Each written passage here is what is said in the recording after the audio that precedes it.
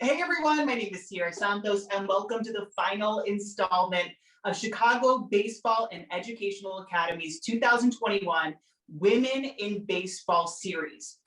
I am so fortunate to be able to report sports in my own hometown of Phoenix, but Chicago has a special place in my heart, having had the privilege to cover sports in a city that's really so loyal and passionate about their teams, especially their baseball teams. Look, see, I'm even flying my Chicago flag for this one. I had the pleasure to work down on the beautiful field of Guaranteed Rate, covering the White Sox. And as a woman in sports, I'm happy. I'm genuinely happy to be able to participate in a really important conversation, especially for Women's History Month. Of course, I think Women's History Month is every month, right?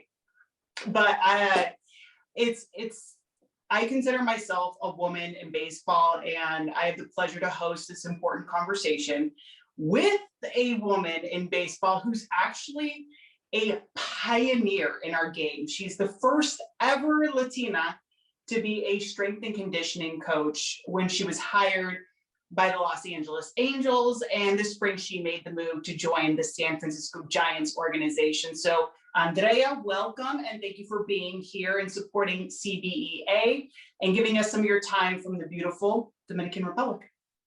Oh, you're very welcome. It's always an honor to be able to participate in sports events like this that are targeting women, because it's just important to shine a light, not for us personally, but for other girls to be able to see all the possibilities that they can become. So thank you for having me. Okay, let's get right into it. Could you tell us what your role is with the San Francisco Giants? What do you do there? Some people who are in baseball and even aren't in baseball may not understand what the role is of your day job, your day-to-day activities. Yeah, my current title with the San Francisco Giants is a strength and conditioning assistant coordinator of Latin America. It's a long title. So basically, my job is to help oversee the programs for the kids in the DSL and the rookie level in Arizona. So I will be traveling back and forth, assisting with that, making sure that we give those players a solid foundation, because it's important for them to have, a brick stone solid foundation that will carry them on to their career. You never want to build a house on a foundation that isn't set. So that is going to be a huge part of my job. And the second part of it will also be just assisting the scouts and the kids that they're looking to sign, and, assisting in any way I can, whether it's with my opinion, whether it's assisting with measurements, whatever the case may be, also supporting them in their jobs to bring in on the best prospects we can into the San Francisco organization. That's super cool. So I know I have a journey like many people in baseball, and a lot of people want to know how I broke into sports, and especially as a woman and especially as a Latina. So that being said, could you tell us the story on how you became a coach for a Major League Baseball team, and maybe some of your journey in sports and baseball, just how you broke in, how you got started, because that seems to always be the number one question, right? So we're gonna take it back. We're going all the way back. Yeah, we're going all the way back. I've played sports my entire life, and I really owe it to my parents, especially my dad, who never questioned whether I should play sports because I was a girl. It was just, my kids are going to do sports, and that's that. I have two older brothers, and we all started with soccer. As a good Mexican family, we started with soccer. And ever since then, I loved the competitive side of things, and I especially like the fact that I was really good at sports. So that's how I got started into the sports world per se. That's how it became just my life. And growing up, I figured that I could get a scholarship if I was good enough. And I knew that if I didn't have a scholarship, I wasn't going to be able to go to college. I mean, that's just the way I was going to be. And so I worked really hard, pushing my body to certain limits to show that I could be competitive with girls who are bigger, faster than I was. And good thing when I was in university, I played collegiate volleyball Division II, and I had an amazing strength conditioning coach there. He really helped me be able to compete at the highest level. And from there, I really wanted to pursue something of that nature because I wanted to do for somebody else what he had done for me. So the summer of 2014, I decided to go to Houston, Texas, where my oldest brother had just started living at the beginning of the year. And so, he was very supportive. He's like, come out here, look for an internship, and you can stay with me, of course. And I did. And I literally went onto Google and I searched best athletic development company in Houston, Texas. Because I said, if I'm going to do an internship in Houston, I might as well do it big, right? And so when I researched, the first company that popped up is Dynamic Sports Training. And that company it's grown, and it has several locations in Texas. It has one in Arizona. And the owner, Lee Fiocchi, really supported me with all the questions I had, with any challenges that I wanted to take on. And the biggest challenge of them all was the fact that the internship was unpaid. And so what I did was I would go to the internship from 6 a.m. to around 2 o'clock. I would go home and then I would work from 4 to 11 at a Tex-Mex restaurant as a server. And let me tell you, it was probably one of the most exhausting summers of my life, but it was the best summer because I figured out exactly what it was that I wanted to do for the rest of my life. I fell in love with it. And so from then, I planted that seed, building a great relationship with Lee. And he had initially wanted me to work for him after I was done with college. And, life happened and I wasn't able to. So I just wanted to make sure that I kept contact with him, especially because he's an awesome human being. And second, because he's a great mentor. He was essentially the first person to ever tell me that being a woman in sports was my advantage. And so after that, it was like anybody else who's told me any different didn't really matter because I heard it from the one person that I needed to hear it from. And so keeping that relationship with him and watering it, asking him questions about where my career should go as far as, do I work on my master's? Do I get this certification? Is this worth it? And him really helped guide me was something that I will appreciate forever.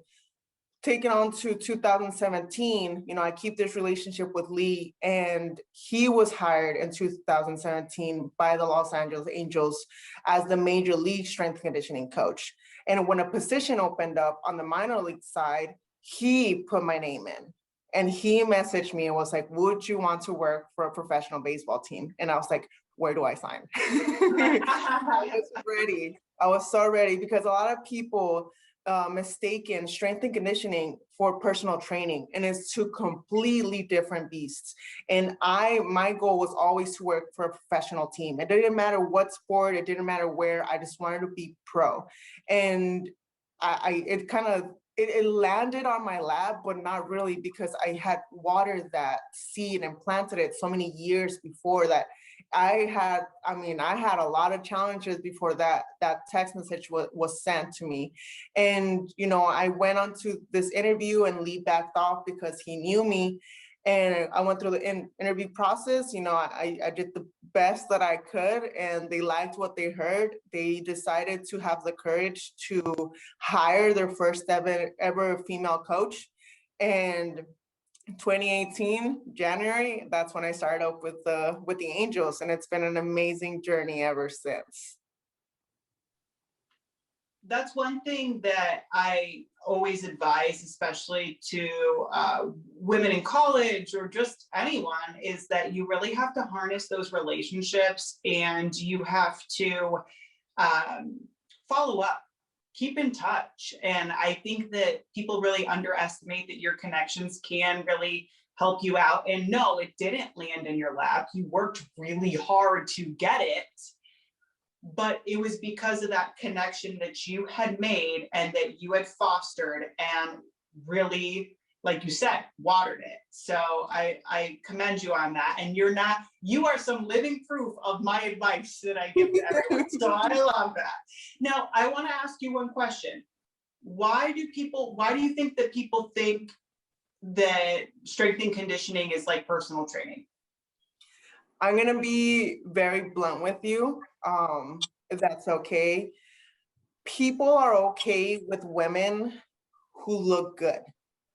So they are okay with the woman who trains to look good. They are not okay with a woman who trains to be strong. So I think people planted in their head that when they see a woman who might be a strength and conditioning coach, they're like, oh, she's a personal trainer. Because in their minds, they demean what you're doing and they take away that power from you. So people are okay with you making others look good, but they're not okay with a woman creating this monster of an athlete. And I think that's where it all lies, because they just have an issue with seeing like a woman is strong and she can build strong male athletes. I think that's what they have an issue with, not per se the titles, but what they see it as, and what if they call me a strength conditioning coach, the power that they may be giving me. I think that's where the issue is. That's super interesting, and I'm glad that you clarified that, because you're not like, hey, go do 20 minutes of cardio and up the protein. You really are working at a professional level. You are working with professional athletes. It's not like these guys come in here, well, maybe some come in a little out of shape, but you know what I'm saying? So, women in sports and baseball, it didn't really exist 10, 15 years ago. And it may have been considered rare for a woman to be working in what we do today. I would imagine, though, for me, there have been women working as sports reporters, sports anchors, all that good stuff. However, strength and conditioning coach, girl, you are a trailblazer. So you mentioned that there wasn't too much discrimination, but has it been difficult at any point?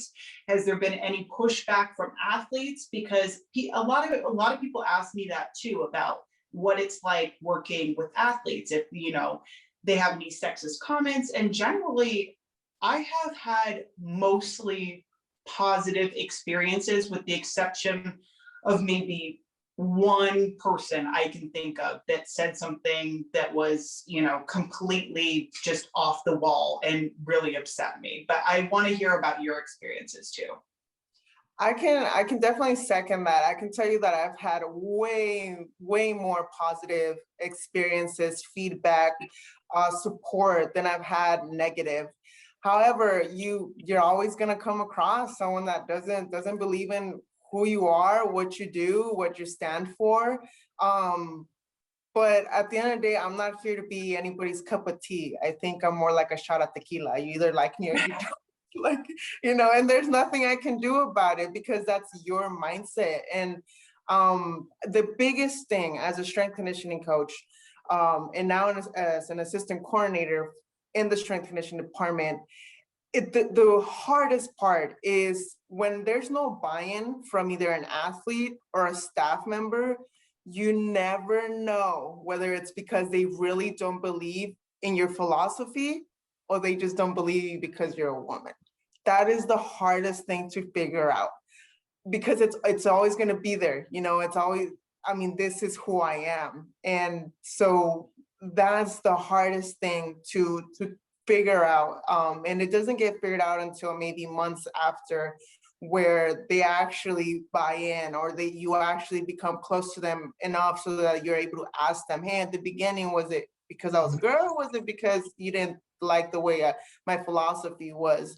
And so that's the hardest part as far as work goes. The hardest part about day-to-days is finding a place to use a bathroom.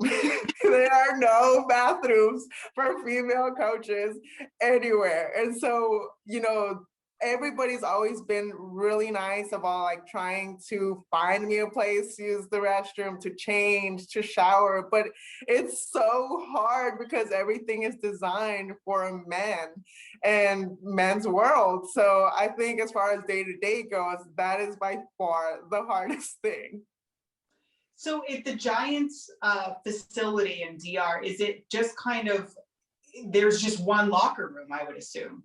Yes, and they're amazing. So what they did is that they converted an office that has a private restroom. They converted that into my locker, you know, and they're amazing. I mean, they anything that I need, they're there. Don't hesitate to let us know, Dre. Like if you're not comfortable here, we'll find another place. We'll make it work because both complexes here and in Arizona, by the end of next year, they will both have a full women's locker. So they're like, just bear with us, you know, we're working on it. And it's amazing. I mean, I'm so thankful to be a part of an organization that looks at the little details. So, okay, Andrea, when I was in Chicago, I was the only Latina sports reporter on TV, English TV in particular.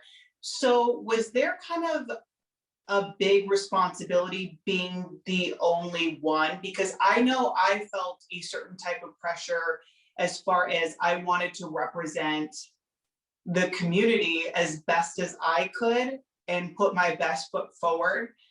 And I think when I finally gave up on trying to please everyone is when I finally realized that I could be my best self by just being my most authentic self.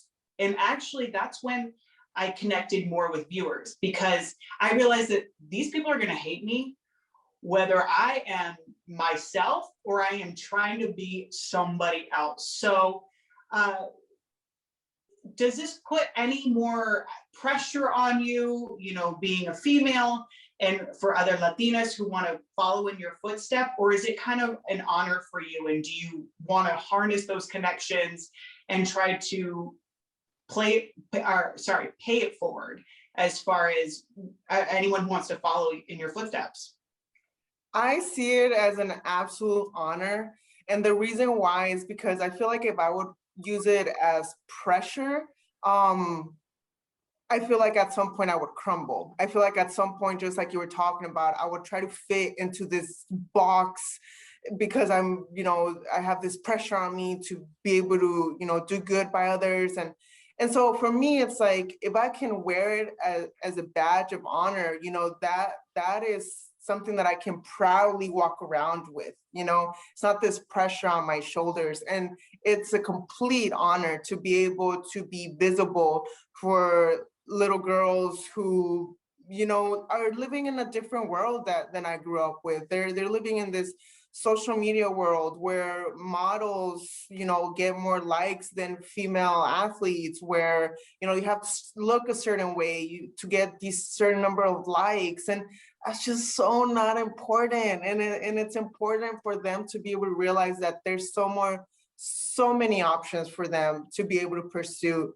And so for me, it's important to be visible for them, especially the Latina who comes into a country that doesn't particularly welcome you, you know, and to be able to have an example of what it is to, yes, to face failure, to face racism, to face sexism, to face all types of discrimination, and use that to flourish and use that to their advantage to be able to get to where they are, because failure is going to come. I mean, if you are not ready for failure, you are not ready for success. And that is the biggest truth, because I mean, I'm not done failing because I'm not done succeeding, you know, and I'm okay with that. And I know there's going to be times where I'm going to fall, but I know well enough that there will be way more times that I will get up, you know, and that's because of where I come from. That is because of who I come from. And it's an absolute honor to be able to represent not only myself, my family, my people, my Latino gang, my Mexican gang. You know, it's like I represent all of them, but I don't represent them with any type of pressure. I represent every single one of them with the absolute most honor. How often do you get young women who reach out or shoot you a message or just say, hey, I want your job someday? No, for sure. With the most of the time after events like this, I always get a good number of girls that are, thank you for talking about your experience. Thank you for, being real, because that's what it's about. I'm not gonna paint you this picture that's not real. I'm not gonna take your time wasted by telling you that the world is sunshine and rainbows, because at the end of the day, sometimes it's not, and them being able to hear that and being able to see that you can still succeed even with all of the bad. There's so much more good in the world, and I just wish we would highlight it more often. And so I appreciate when they reach out, because it makes me feel like, okay, one more person that I was able to shine a light of hope on, and it makes me feel great to know that I helped in any way that I could. One of the things that people have to understand is that it's really hard to get your job. Like, it's not just hard. Like, forget being a woman. It's hard to get your job. It's a very competitive field, and a lot of people want your job. So progress still needs to be made for true gender equality, especially in baseball. One of the things that bothers me is the gender pay gap. And I think it really is a real issue. And I don't know what it's like in your field, but I'll give you an example. I was leading a contract, and every year I got a pay increase. And my final year there, I maxed out. Well, a guy that they hired while I was there, he came in making the same exact amount when I was leaving. So after my several years of seniority there, this guy came in and he automatically, boom, like that, got paid my max. So how can people like you and I make sure that we are paid the equivalent of our male counterparts, since it can also be an issue in the media? And what I think, my personal opinion is, we have to be more transparent about what we're getting paid, especially amongst women. No, I would agree with you 100%. There's absolutely no other way to attack it than to be transparent. And then second, it's gonna be having people at the top who give one. Sorry, I was gonna cuss right there. Who understand that that's important, who understand that paying people the same makes sense. I don't understand why why it doesn't make sense to other people.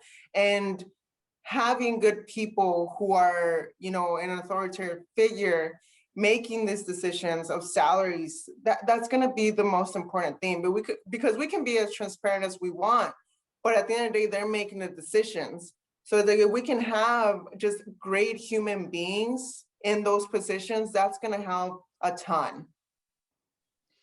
What's been the most helpful advice, guidance? You already mentioned your mentor, but what was the best thing that he said to you early on in your career that has proven to be the most helpful? Now, one of the things that he said was, being a woman in sports is going to be an advantage. He said, people want to see change. You're coming at the perfect time, and just be patient, The second piece of advice that wasn't from him, it was actually from my dad. He gave me two great pieces of advice at some point in my life. The first one was when I played sports. I was always very competitive, and I didn't understand why some athletes would go out to play the game just to play. I'm like, if you're not here to win, why are you here, right? And I would get so frustrated. So my dad sat me down one time and he said, look, if you walk this life thinking that everybody has the same heart that you do, you will be disappointed every single day of the rest of your life. You have to understand that everybody is different and everybody handles situations differently. You love sports. You have a huge passion for sports. That doesn't mean that the next person next to you is gonna have the same. And for me, that's huge, because at the end of the day, he's right. I mean, I can't expect everybody to think like me, to do like me, you know, everybody's just different. And that's helped me out a lot in the pro world, because there's so many different perspectives, in my opinion, good and bad. And so when you do have that perspective that you yourself might see as negative or bad, instead of judging it, use it as an example of things you don't want to be. You don't have to particularly like it, but be like, yep, that's not what I want to do. All right. And that's it, move on. You can't let it consume you because you're like, why are they like this? It's like, because that's who they are, and that's how they were brought up, and that there's so many reasons behind it, you know? And the other piece of advice was, you know, if you're going to fail being yourself. And if you're going to succeed, never let it be for being someone that you are not. Don't let anybody put you into this box just so that you can move forward in your career, just so you can be able to say, oh, I succeeded. No, it's like, you be you. And that's that. And the right doors will open up.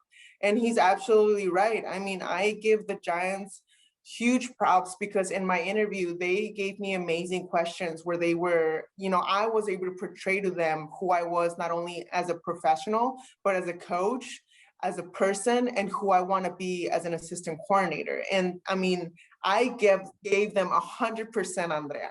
And so I knew after that interview that if they did not hire me, that was okay, because I gave them me.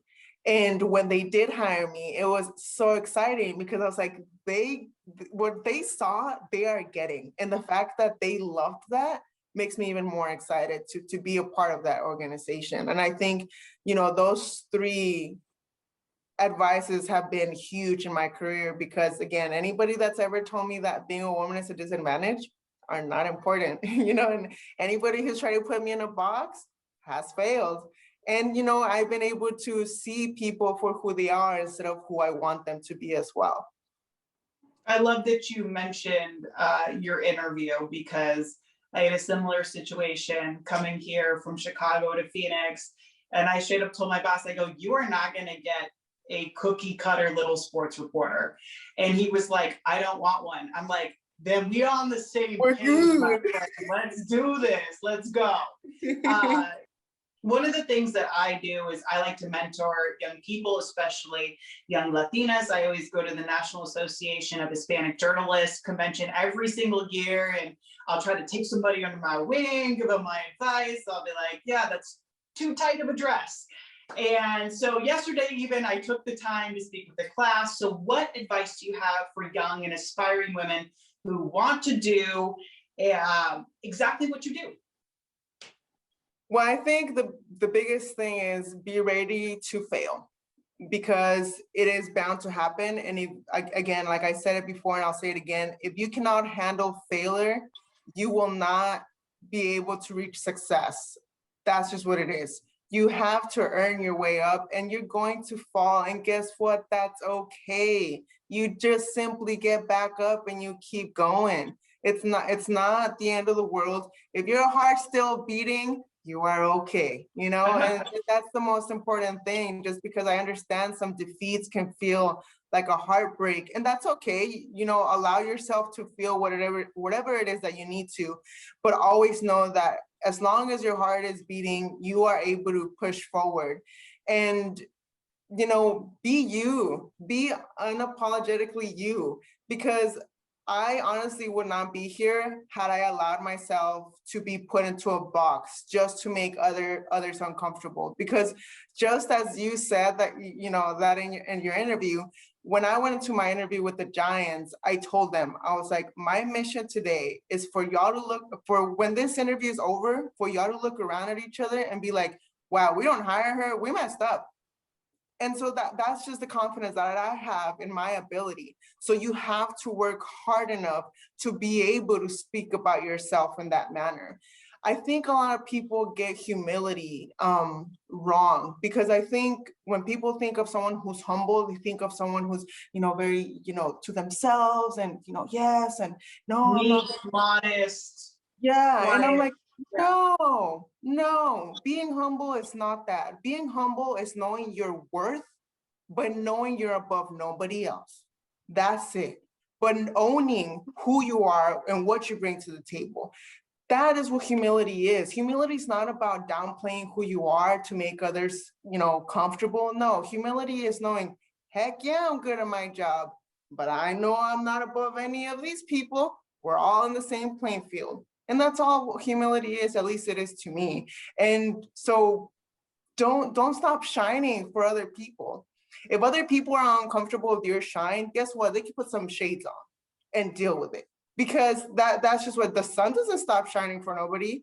The sun goes down, it comes straight back up the next day. It doesn't stop moving for anybody. So why should we? And I think that it's very important for women and little girls, especially Latinas, because I understand we're in such a rough era right now with all the racism we've been facing. And it's important for them to understand that being themselves, being their authentic self is enough. They don't have to go try to look like anybody, talk like anybody, be like anybody. Be you, because this world has one of you. And if you don't do that, you're taking the gift of who you are from this world, And so I think it's so important to know that we ourselves are enough with whoever it is that we are. Andrea, we're like dropping a t-shirt line after this with like all of your sayings on it, because I need that printed. I need that printed on a piece of cloth just to remind myself every single day. I love that. And that's such great advice. Like I'm actually gonna clip off some of your advice and be like, well, one time I did a CBEA conversation and Andrea Nuñez told me this and it stuck with me. I love that. Now, from a gender equality standpoint, how many female strength and conditioning coaches are there? Do you know right now in Major League Baseball? Is it a handful? It's maybe 5. I mean, it's not a lot. I know of 3 at least. But yeah, it's not a lot. I think, if I'm not mistaken, I think the Phillies hired a Latina. So it's awesome, but I haven't been able to meet her yet. But other than that, there's just a couple of us, and so we got a long ways to go. We need to like have the full circle. We need to like have you guys link up, I want to know though, what aspirations do you have for baseball when it comes to gender equality over the next 20 to 50 years? When I think about what I want for the future of baseball, I just want the best candidates to be hired. Period. Doesn't matter color, doesn't matter gender, doesn't matter anything. If we can just focus as an organization, Major League Baseball, to hire the best candidates, doesn't matter who they know, it doesn't matter they're friends with this president. No, if you focus on hiring the right people, not only will the game be better, but overall you're going to have so much more adversity. It's going to happen. It's bound to happen. So I think in order for that gender equality, it's going to have to be for teams to concentrate on simply hiring the right candidate, period. It doesn't have to be a white male. There's so many more people that are qualified. And, just as anywhere else, it's going to take time. But I think if we can just focus on the best candidates, that is going to make a huge difference. I love that. I completely agree too. And sometimes the right candidates don't always look like the folks that are hiring them. And that's one barrier that has to be broken, and it's got to stop. Like you have to look for a diverse candidate pool. Don't hire somebody who looks like you. And one day when I'm in management, I'm also gonna consider that when I am hiring people. Amen. So Andrea, thank you so much for participating in CBEA Women in Baseball Series. It's been so fun to talk to you, and like I said, t-shirt line, you let me know when you're dropping it. I'll give you a subscription, I'll follow, whatever. It's really cool though to know about your journey. And I know that you're an inspiration to so many young women and a lot of young girls. So first off, thank you. No, thank you all for having me. As I said, I hope to be the light of hope for somebody else out there who may be doubting their abilities and who they are and what they can reach for. And I just hope that it touches somebody that is in need of some aspiring and some inspiration, motivation, and more than anything, an actual example of what you can become. Only if you're willing to do the dirty work and to fall and get up. I think it's so important. I owe it to my family for instilling such great values in me and never allowing me to feel sorry for myself. I love events like this. So thank you all for having me, and adios from República Dominicana. And I love that we're not everyone's cup of tea, but we are somebody's shot of tequila. Let me tell you that much. So thank you, CBEA, for this series. Please consider supporting Chicago Baseball and Education Academy as they continue their mission to provide high-quality baseball education and mentoring programs to Chicago youth.